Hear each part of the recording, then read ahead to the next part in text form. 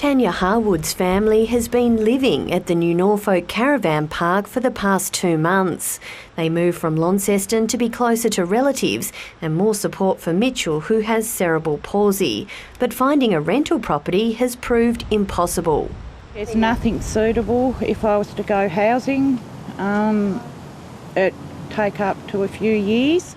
Caravan parks around the state are reporting a significant increase in people seeking long-term accommodation due to the housing shortage. We've had to turn a lot away because we haven't got the room. If they've got their own vans, we're happy to take them, but we just haven't. We've got 2 cabins, so we just haven't got the room to put homeless people.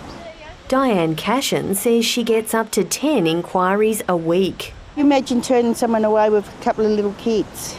It breaks your heart. It's a very sad situation. They're desperate, quite often they're in tears. Plenty of work in the area at the moment and, just no housing for them. New figures released by the state government show the public housing waiting list has again blown out. There are now 3,594 families waiting, an increase of 221 on the previous quarter, and the average wait time for a property for priority applicants has risen from 48 weeks to around 64. That's the average waiting time. It's, as I understand it, a far greater proportion of people are awaiting a lot less than that. There are some people who are waiting a lot longer because they have very specific needs that are very hard to meet. With many people turning to caravan parks to fill the public housing void, some operators say they're being put in a difficult position.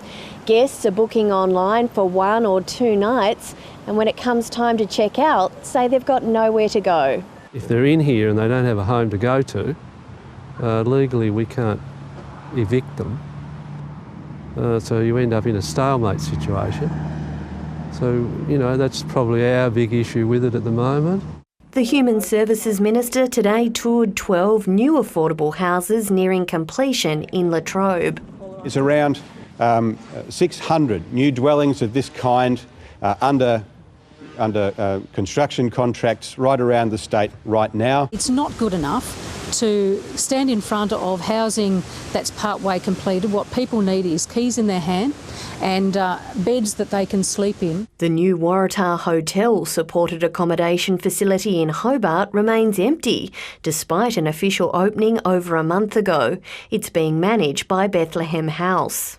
We are disappointed as well, and we encourage them to get people into those beds, into those rooms and homes as soon as possible. Bethlehem House says it's been training staff and setting up, but hopes tenants will move in coming weeks. Anna Fromberg, ABC News.